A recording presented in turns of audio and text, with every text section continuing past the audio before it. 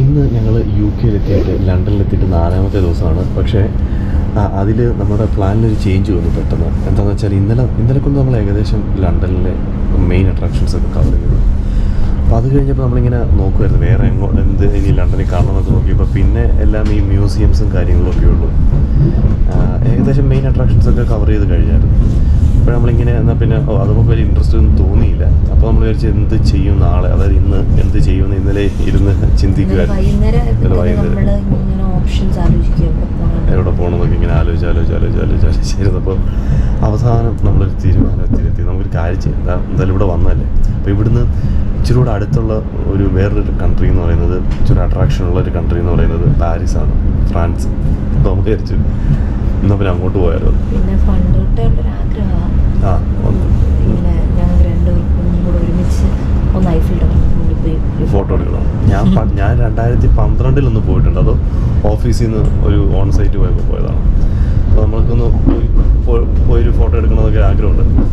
അപ്പോൾ നമ്മൾ ട്രെയിനൊക്കെ നോക്കിയപ്പോൾ ട്രെയിൻ ഇച്ചിരി എക്സ്പെൻസീവാണ് ലാസ്റ്റ് മിനിറ്റ് ആയതുകൊണ്ട്. പക്ഷേ ഫ്ലൈറ്റിന് വലിയ മറ്റേ ബഡ്ജറ്റ് ഫ്ലൈറ്റ്സ് ഒക്കെ ഉണ്ടായിരുന്നു, അധികം കാശൊന്നും ആവാത്ത ഫ്ലൈറ്റ്സ് ഒക്കെ ഉണ്ടായിരുന്നു. ഏതാണ്ടൊരു വൺ സൈഡ് തന്നെ ഒരു 69 പൗണ്ടിനൊക്കെ കിടന്നു. വൺ സൈഡ് ഞങ്ങൾക്ക് 2 പേർക്ക് കൂടെ ഏതാണ്ടൊരു 120 ക്യാഡിനൊക്കെ. അപ്പോൾ ഞങ്ങളതങ്ങ് ബുക്ക് ചെയ്തു, പെട്ടെന്ന് തന്നെ അങ്ങ് ബുക്ക് ചെയ്തു. ഇന്നലെ പെട്ടെന്നൊരു തീരുമാനമായിരുന്നു. എന്നിട്ട് ഇന്ന് രാവിലെ അങ്ങോട്ട് പോയിക്കൊണ്ടിരിക്കുകയാണ്. ഇപ്പോൾ നമ്മൾ എയർപോർട്ടിലോട്ട് പോവാം, ഗാറ്റ്വിക്ക് എയർപോർട്ടിലോട്ട് പോവാണ്, ലണ്ടൻ ഗാറ്റ്വിക്കിലോട്ട് പോവാണ്. അപ്പോൾ ഇവിടുന്ന് ശരിക്കും ഫ്ലൈ ചെയ്യാൻ 1 മണിക്കൂറേ ഉള്ളൂ, 1 മണിക്കൂർ 10 മിനിറ്റ് എന്തോ ഉള്ളൂ. അപ്പോൾ തിരിച്ചിന്ന് തന്നെ ഇങ്ങനെ വരും. കാര്യം എന്ന് വെച്ചാൽ തിരിച്ചിന്ന് വന്നാലേ നാളെ നമുക്ക് ഇവിടുന്ന്, അത് ഓൾറെഡി പ്ലാനിലുള്ള നമ്മുടെ ഐറ്റിനറിയിലുള്ളതായിരുന്നു. നമ്മൾ നാളെ ഇവിടുന്ന് ആംസ്റ്റർഡാം പോകും. അത് ട്രെയിനിലാണ് പോകുന്നത്, രാവിലെ 6 മണിക്ക് ഇതുപോലെ തന്നെ. അപ്പോൾ നമുക്ക് തിരിച്ചിങ്ങോട്ട് വന്നേ പറ്റുള്ളൂ. അപ്പോൾ നമ്മൾ ഇന്ന് തന്നെ വൈകുന്നേരം തിരിച്ചു വരും. വൈകുന്നേരം ഒരു 6 മണി ഹോട്ടലിൽ ഒരു 7 മണിയാകുമ്പോഴത്തേക്കിനും എത്തും.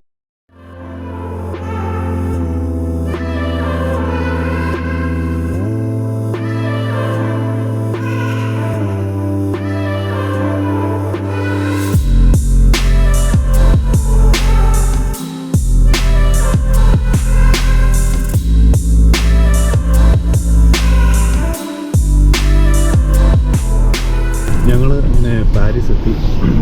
ആക്ച്വലി പാരീസല്ല, പാരീസിന് വേറെ എയർപോർട്ടാണ്. എയർപോർട്ടിൻ്റെ പേര് എനിക്ക് കറക്റ്റായിട്ട് അറിയത്തില്ല, ഫ്രഞ്ച് ആയതുകൊണ്ട്. നമ്മളിവിടുന്ന് പാരീസിലോട്ട് ടാക്സി പിടിച്ച് പോയിക്കൊണ്ടിരിക്കുകയാണ്. ഇവിടുന്ന് ഒരു 20 കിലോമീറ്റർ ഉണ്ട്. നമ്മുടെ പ്ലാനൊക്കെ ഭയങ്കര ടൈറ്റ് പ്ലാൻ. ഇന്ന് നമ്മൾ തിരിച്ചു പോകും. ഇന്ന് വൈകിട്ട് പറഞ്ഞായിരുന്നല്ലോ, ഇന്ന് വൈകിട്ട് 6 മണിക്കാണ് തിരിച്ചുള്ള ഫ്ലൈറ്റ്. അപ്പോൾ ജസ്റ്റ് പാരീസ് ഒന്ന് ഓടിച്ചിട്ടൊന്ന് എക്സ്പ്ലോർ ചെയ്യുക, തിരിച്ചു പോവുക, അത്ര.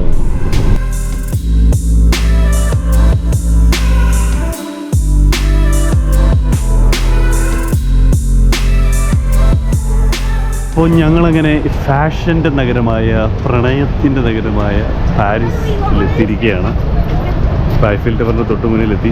ഇത് കയറണോ? ഇന്ന് കയറാൻ ടൈമുണ്ടോ എന്ന് അറിയത്തില്ല. അല്ല, എല്ലാവരും പറയും ഇങ്ങനെ എക്സ്പെക്റ്റേഷൻ വേഴ്സസ് റിയാലിറ്റി. ഞാൻ കുറേ ഇൻസ്റ്റഗ്രാമിലൊക്കെ ഇങ്ങനെ കാണുന്നതാണ്. അപ്പോൾ പലരും ഉദ്ദേശിച്ച പോലെ അത്രയും രസമില്ലെന്നൊക്കെ പറയും.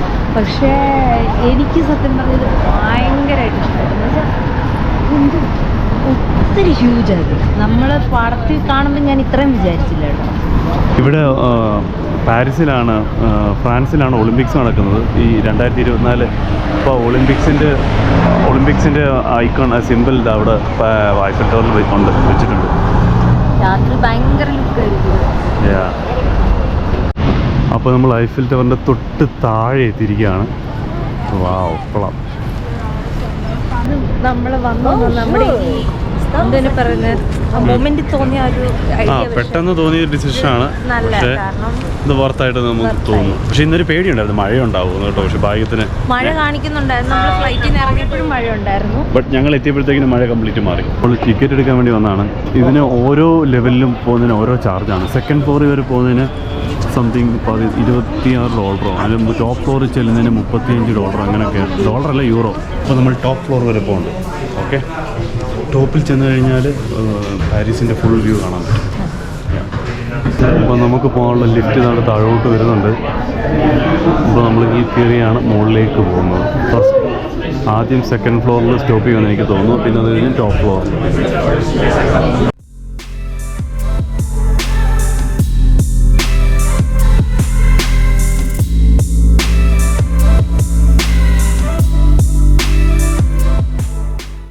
ഇതാണ് പാരീസ് നഗരത്തിൻ്റെ മുകളിൽ നിന്നുള്ള വ്യൂ. അടിപൊളി വ്യൂ ആണ്. ഇവിടെ താഴെ സെൻ റിവറാണ് ഒഴുകുന്നത്. ഇത് നല്ലൊരു വ്യൂ ആണ്. ഇവിടെ നിനക്ക് ഇഷ്ടപ്പെട്ടോ? പിന്നെ ഫോട്ടോ എടുക്കണം. അതിനാണല്ലോ മെയിനായിട്ട് ഫോട്ടോ എടുക്കാനാണല്ലോ വന്നത്. കഷ്ടപ്പെട്ട് പെട്ടെന്ന് ഇവിടെ ഒരു വന്നതുണ്ട്. അപ്പോൾ നമ്മൾ ഇവിടുന്ന് മുകളിലോട്ട് പോയിക്കൊണ്ടിരിക്കുന്നു. ഏറ്റവും ടോപ്പിലേക്ക് പോയിക്കൊണ്ടിരിക്കുകയാണ്. അപ്പോൾ ഇതാണ് നമ്മൾ ഏറ്റവും മുകളിൽ എത്തിയിരിക്കുകയാണ്. അപ്പോൾ ഇത് ആക്ച്വലി സെക്കൻഡ് ഫ്ലോർ പോലല്ല, ഇത് ഫുൾ അടച്ചിട്ടിരിക്കുന്നത്. അല്ല, ഇതല്ല ഏറ്റവും ടോപ്പ് ഫ്ലോർ. ഇതാണ് ഇതുവഴി സ്റ്റെപ്പിൽ കൂടെ കയറാം. സ്റ്റെപ്പിൽ കൂടെ കയറി ഇച്ചിരി കൂടെ നല്ലപോലെ കാണാൻ പറ്റും. പക്ഷേ ഈ ടോപ്പ് ഫ്ലോറിൽ ഇത് അടച്ചിട്ടിരിക്കുകയാണ്. മീൻസ് ഇതൊരു ക്ലോസ്ഡ് ഏരിയ ആണ്. അപ്പോൾ ഇവിടെ ഗ്ലാസ് ഉണ്ട്. ഈ ഗ്ലാസ്സിലൂടെ നമുക്ക് കാണാനേ പറ്റുള്ളൂ. അതാ ഇങ്ങനെയുള്ളൊരു ഏരിയ ആണ്. പക്ഷെ കുറേ പേരൊക്കെ മുകളിലോട്ട് കയറുന്നുണ്ട്. ഇതിന് മുകളിലോട്ട് അവിടെ ഒന്ന് കയറി നോക്കട്ടെ.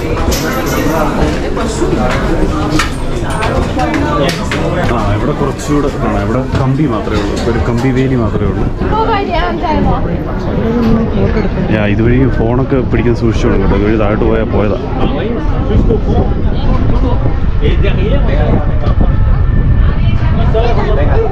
താഴെ സ്റ്റേഡിയം ഇല്ലേ കാണുന്നത്? അപ്പോൾ ഇതിനകത്ത് കാണുന്നത് ആക്ച്വലി ഇതിൻ്റെ ഐഫൽ ടവറിൻ്റെ എഞ്ചിനീയറായ ഗുസ്താവെ ഐഫലും പിന്നെ തോമസ് എഡിസണും കൂടാണ്. തോമസ് എഡിസൺ അല്ലേ ദീപി? Thomas Edison. പിന്നെ ഐഫലിൻ്റെ മോളാണ് ഇത്. അദ്ദേഹം മുകളിൽ ഈ ഐഫൽ ടവറിൻ്റെ മുകളിൽ ചെറിയൊരു അപ്പാർട്ട്മെൻറ്റ് പോലെ സെറ്റ് ചെയ്തിട്ടുണ്ടായിരുന്നു. അപ്പോൾ ഗുസ്താവെ ഐഫലിനെ കാണാൻ വരുന്നവർക്ക് വേണ്ടിയിട്ടൊക്കെ അപ്പോൾ അങ്ങനെ എഡിസൺ കാണാൻ വന്നപ്പോഴത്തെ ഒരു ചിത്രം അല്ലേ, ചിത്രം ഒരു ആ ഒരു സിറ്റുവേഷൻ അവർ ഒരുക്കിയിരിക്കുകയാണ്.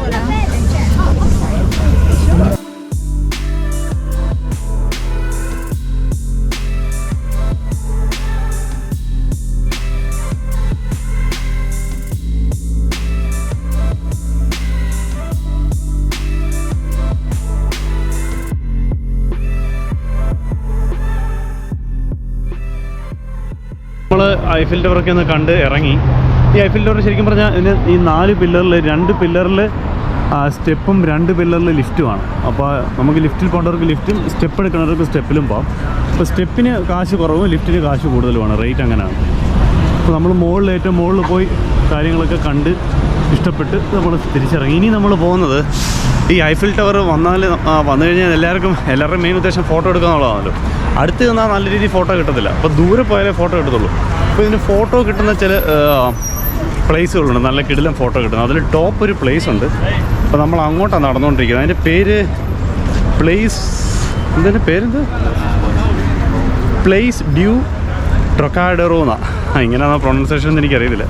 അപ്പോൾ നമ്മൾ അങ്ങോട്ടാണ് നടന്നുകൊണ്ടിരിക്കുന്നത്. അപ്പോൾ അവിടെ ചെന്നാൽ കിടിലൻ ഐഫൽ ടവറിൻ്റെ ഫോട്ടോ കിട്ടുന്നതാണ് ഈ ഗൂഗിളിൽ പറഞ്ഞേക്കുന്നത്. അപ്പോൾ നമ്മൾ രണ്ടുപേരും അങ്ങോട്ട് നടന്നുകൊണ്ടിരിക്കുക. ഞങ്ങൾ നമ്മുടെ പാരീസിലൊന്ന് വിസിറ്റ് ചെയ്യാൻ വേണ്ടി വന്ന സമയത്താണ് നമ്മൾ കുറച്ച് മലയാളികളെ പരിചയപ്പെട്ടത്.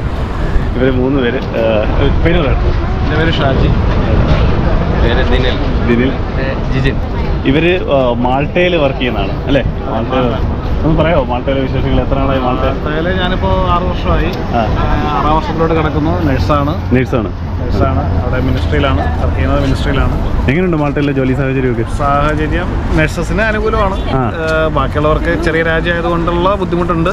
എന്നാലും ഇന്ത്യൻസ് ഉണ്ട്, ഒരുപാട് ഫിലിപ്പീൻസ് ഉണ്ട്. ഈ നേഴ്സിംഗ് ഫീൽഡ് കഴിഞ്ഞാൽ വേറെ ഏത് ഫീൽഡാണ് കൂടുതൽ? പിന്നെ ഉള്ളത് ഡ്രൈവർ ഫീൽഡ് ഒരുപാടുണ്ട്. അതായത് ക്യാബ് ഉണ്ട്, പബ്ലിക് ട്രാൻസ്പോർട്ടിൽ മലയാളീസ് ഒരുപാടുണ്ട്.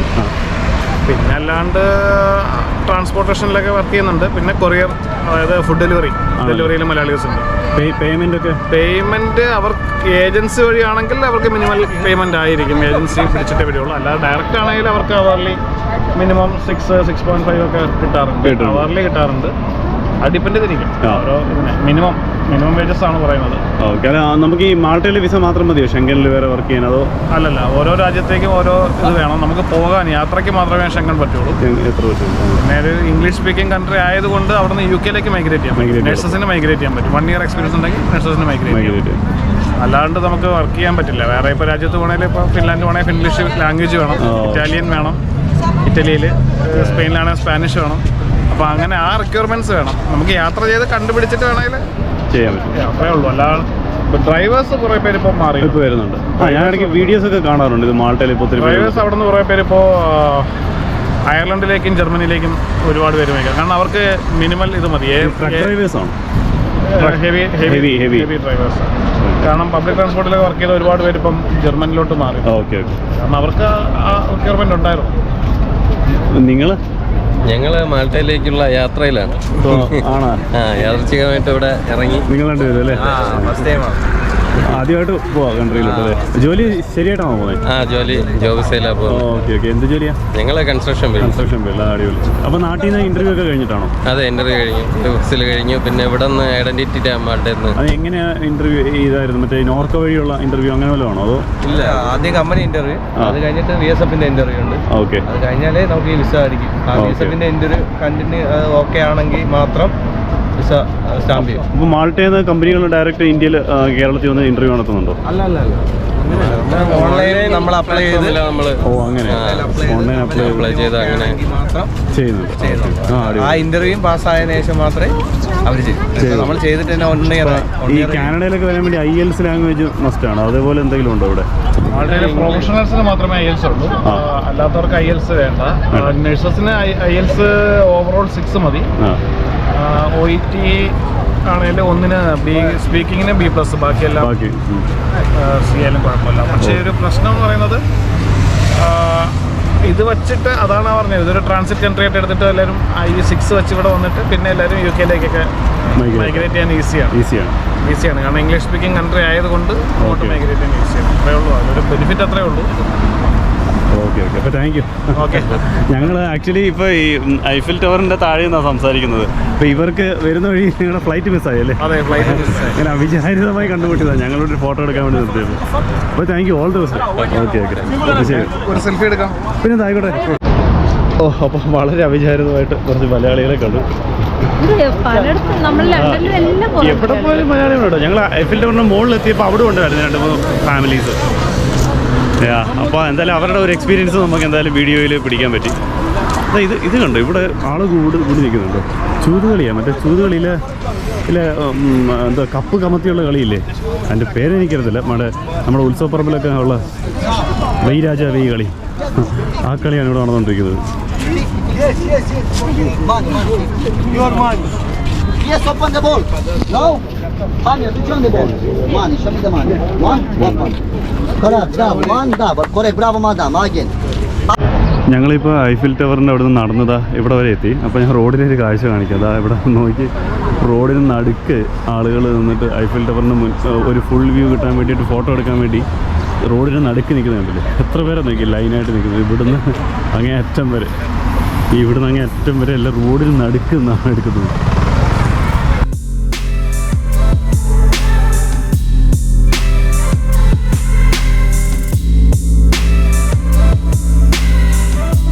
ഞങ്ങൾ ഫോട്ടോ എടുപ്പൊക്കെ കഴിഞ്ഞു. കുറേ നേരം ഇത് ഫോട്ടോ എടുക്കാൻ വേണ്ടി തന്നെ സ്പെൻഡ് ചെയ്തു കേട്ടോ. ഇവിടെ ഒത്തിരി പേര് അതെ ഇവിടെ ഒത്തിരി പേര് പലയിടത്തു നിന്ന് ഫോട്ടോ എടുക്കുന്നുണ്ട്. ഞാൻ പറഞ്ഞു റോഡിന് നടുക്കൊക്കെ ഒന്ന് ഭയങ്കരമായിട്ട് ഫോട്ടോ എടുക്കുന്നു. എന്നിട്ട് ഞങ്ങൾ അവിടെ ഒരു സ്പോട്ടിൽ പോയി ഒന്ന് ഫോട്ടോ എടുത്തു. പിന്നെ അവസാനം ഞങ്ങൾ എങ്ങനെയൊക്കെ എടുത്തിട്ട് ശരിയാവത്തില്ല. പിന്നെ ഞങ്ങൾ പിന്നെ ഞങ്ങൾ ഒരു ഫോട്ടോഗ്രാഫറിനെ ഹയർ ചെയ്ത് പുള്ളിക്ക് ഒരു $10 കൊടുത്തിട്ട് നമ്മൾ 2-3 ഫോട്ടോ എടുത്തു. അങ്ങനെ. പക്ഷേ ഈ ഏരിയയിൽ വരുമ്പോൾ സൂക്ഷിക്കണം കേട്ടോ. ഇവിടെ ഭയങ്കര മോഷണമാണ്. ഇപ്പോൾ ഒരു പെങ്കൊച്ചോടൊന്ന് കരഞ്ഞുകൊണ്ടിരിക്കുമായിരുന്നു. അതിൻ്റെ ബാഗ് ആരും അടിച്ചുകൊണ്ട് പോയി എന്ന് പറഞ്ഞു. അതിന്റെ തുണി എല്ലാം പോയി. പാസ്പോർട്ട് ഭാഗ്യത്തിനുണ്ട്, ഫോണും ഉണ്ട്, പൈസയുണ്ട്, പക്ഷെ ഡ്രസ്സ് പോയി. ഡ്രസ്സും ചാർജറും ഭയങ്കര കരച്ചിലാണ് കൊച്ചിന്. ഇവിടെ ഒരു ചെയിനാണ്. നമ്മളിപ്പോൾ പരിചയപ്പെട്ട മലയാളികൾ, ആ പുള്ളി മാൾട്ടയിലുള്ള പുള്ളി പറഞ്ഞാൽ ഇവരൊരു 10-20 പേര് ചെയിനായിട്ട് വർക്ക് ചെയ്യുന്നതാണ്. നമ്മളെ ഒന്ന് നോട്ട് ചെയ്യും. നമ്മളെ ശ്രദ്ധ പോകുന്നതനുസരിച്ച്, ശ്രദ്ധിക്കാൻ നിൽക്കുന്നവർ അവർ പ്രത്യേകം നോട്ട് ചെയ്തിട്ട് നമ്മൾ ബാഗൊക്കെ ഇവിടെ ഫോട്ടോ എടുക്കാൻ വേണ്ടി എല്ലാവരും ചെയ്യുന്നത് ഇതുപോലെ ഇപ്പോൾ ജാക്കറ്റും ഒക്കെ ഇട്ടിട്ടാണ് വരുന്നതെങ്കിൽ ജാക്കറ്റും ബാഗും ഒക്കെ മാറ്റി വെച്ചിട്ട് ഫോട്ടോ എടുക്കും. അപ്പോൾ ആ സമയത്ത് തന്നെ അവർ അടിച്ചുകൊണ്ട് പോകും. അപ്പോൾ അത് ഭയങ്കര ഡേഞ്ചറാണ്. വരുന്നവരൊക്കെ ശ്രദ്ധിക്കുക. അപ്പോൾ നമുക്ക് എന്നാലും വിടാം.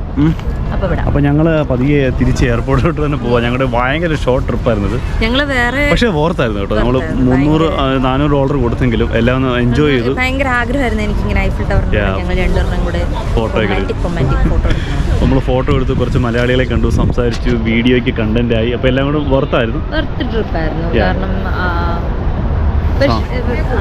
സമയം എന്തായാലും നോക്കാനായിരുന്നു. അപ്പോൾ ഞങ്ങൾ തിരിച്ച് 2:45 അപ്പോൾ ഞങ്ങൾ തിരിച്ച് എയർപോർട്ടിലോട്ട് പോവാണ്. എന്നിട്ട് അവിടെ നിന്ന് എന്തെങ്കിലും കഴിച്ചിട്ട് 5 മണിക്കാണ് ഇവിടുന്ന് ഫ്ലൈറ്റ്, അല്ല 6 മണിക്കാണ് ഫ്ലൈറ്റ്.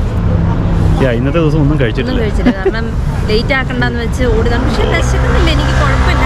അത് ഗ്യാസ് കയറിയതാണ്, വിശന്ന് ഗ്യാസ് കയറി മരവിച്ചു പോയെന്ന് തോന്നുന്നു. അപ്പോൾ അതാ ഐഫിൽ ടവർ നമുക്ക് ഒന്നുകൂടെ കാണിക്കാം. Last bye bye. അപ്പോൾ നമ്മൾ ഊബർ വിളിക്കുവാണ്. ഊബർ വിളിച്ചിട്ട് ഇവിടുന്ന് തിരിച്ച് എയർപോർട്ടിലോട്ട് പോവാണ്. അപ്പോൾ ഈ വീഡിയോ നമുക്ക് എന്തായാലും ഇവിടെ വെച്ച് നിർത്താം. ഓക്കെ, ഇനി ഞങ്ങൾ നാളെ രാവിലെ ഇവിടുന്ന് നെതർലാൻഡ്സിലോട്ട് പോവാണ്, ആംസ്റ്റർഡാമിലോട്ട് പോവാണ്. ഇനിയത്തെ വീഡിയോ അവിടെ ഒരു 2.5 ദിവസമുണ്ട്. അത് കഴിഞ്ഞ് തിരിച്ച് കാനഡയ്ക്ക്. അപ്പോൾ ശരി, ഒരു ബൈ പറഞ്ഞേരും.